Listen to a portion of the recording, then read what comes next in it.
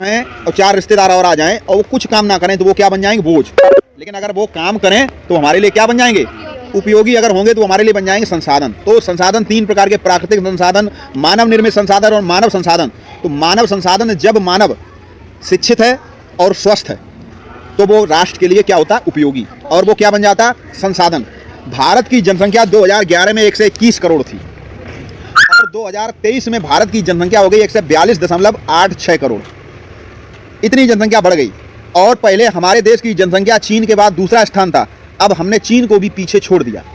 तो अत्यधिक जनसंख्या हमारे लिए एक सरदर्द बन जाती है यदि वो काम ना करती हो, यदि वो स्वस्थ नहीं, यदि वो शिक्षित नहीं। लेकिन हमारे लिए अच्छी बात यह है कि हमारे यहाँ जो ज़्यादा जनसंख्या प्रतिशत वो युवाओं का है, युवा।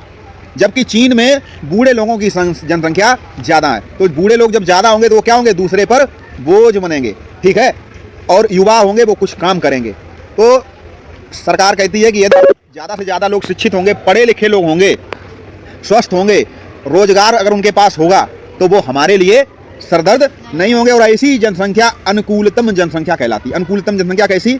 यदि वहाँ के लोग कुशल एवं योग्य हैं तो उस देश के लिए उपयोगी संसाधन बन जाते। अनुकूलतम जनसंख्या जनसंख्या की वह स्थिति है जो देश में उपलब्ध भूमि, सुविधाओं एवं अन्य प्राकृतिक संसाधनों पर दबाव नहीं डालती, ठीक है।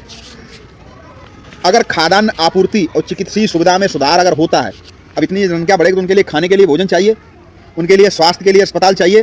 तो हमें क्या होगा? जनसंख्या बढ़ी तो हमें उत्पादन भी बढ़ाना पड़ेगा। अगर खेतों में उत्पादन नहीं बढ़ेगा तो बहुत से लोग कुपोषण के भूखे रहेंगे, कुपोषण का शिकार हो जाएंगे, ठीक है। 2050 तक 8 देशों में 50% जनसंख्या होगी। इसके साथ साथ लिंगानुपात, जनसंख्या अनुकूलतम जनसंख्या कब होती है? जब 1000 पुरुष पर लगभग 1000 या उससे थोड़ा कम ज़्यादा महिलाएं भी हों। कभी कभी क्या होता है कि पुरुष तो 1000 हैं और महिलाएं हैं सिर्फ 900। तो क्या होगा? 100 पुरुष ज़्यादा हो गए, यानी कि 1000 पुरुष हैं, 900 महिलाएं हैं, तो आधे लोगों की तो शादी नहीं होगी। तो ये होता लिंगानुपात। बेटी बचाओ बेटी बढ़ाओ का क्यों दिया गया नारा? कि आज हमारे देश की बेटियां बहुत बड़ा बड़ा काम कर रही हैं, बहुत बड़ा नाम कर रही हैं, और लड़के क्या कर रहे हैं? लड़कियों से पीछे जा रहे हैं।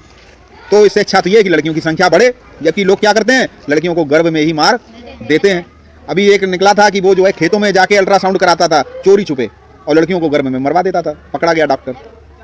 तो भारत में स्त्रियों के प्रति लिंगानुपात के कारण राजस्थान जैसे शहर में तो बच्चियों को जब जन्म लेते ही जिंदा दफन कर दिया जाता था। अभी आपने समाचार पत्रों में अभी परसों खबर पढ़ी थी, एक बच्चे ने पढ़ के सुनाई थी कि बच्चे को, नवजात शिशु को कुत्ते नोच नोच कर खा रहे थे, लड़की थी, ठीक है। तो पढ़ा था।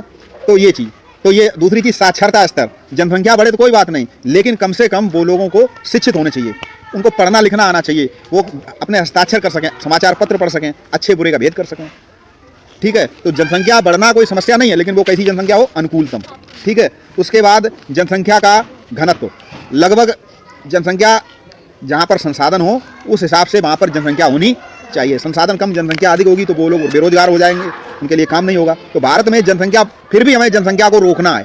ज़्यादा जनसंख्या बढ़ेगी तो उन्हें ना तो हम अच्छा स्वास्थ्य दे पाएंगे, ना अच्छी शिक्षा दे पाएंगे। आखिरकार सरकार कितने बच्चों को फ्री में शिक्षा देगी? कहाँ से लेकर आएगी? तो हमें जनसंख्या बढ़ानी भी नहीं। एक एक घर में 10-10 बच्चे एक एक माता पिता के, तो अच्छी बात नहीं। तो जनसंख्या क्यों बढ़ती है? अशिक्षा। उन्हें पता ही नहीं है कि ज़्यादा जनसंख्या का फायदा कि कम का। छोटा परिवार सुखी परिवार। दूसरा, परंपरागत विचार कि नहीं, बच्चे तो ऊपर वाले की देन है, बच्चे तो ईश्वर की देन, बच्चे तो अल्लाह की देन है। मृत्यु दर में कमी, तब भी जनसंख्या बढ़ती है। उष्ण जलवायु, ठीक है, गर्म क्षेत्रों में जनसंख्या ज़्यादा होती है, और अन्य देशों से स्थानांतरण या बाहर से लोग आके रिफ्यूजी बस जाते हैं। तो बढ़ती हुई जनसंख्या जीवन की गुणवत्ता को प्रभावित करती है। जनसंख्या जब बढ़ती है तो प्रदूषण भी अधिक होता है। अधिक जनसंख्या होती है तो अधिक वस्तु का उत्पादन होता है, तो संसाधनों का अधिक दोहन होता है। ज़्यादा लोग होते हैं, ज़्यादा मोटरसाइकिल खरीदी जाएंगी, मोटरसाइकिल ज़्यादा चलेंगे तो ज़्यादा प्रदूषण होगा, ठीक है। तो अधिक जनसंख्या किसी भी दृष्टि से अच्छी नहीं, लेकिन हाँ, जितनी है उसको हम अच्छी शिक्षा और अच्छा स्वास्थ्य दें। उच्च जीवन प्रत्याशा, न्यूनतम जन्म दर, न्यूनतम आश्रितों की संख्या, ऊंचा जीवन स्तर, व्यक्ति की आयु अधिक होना।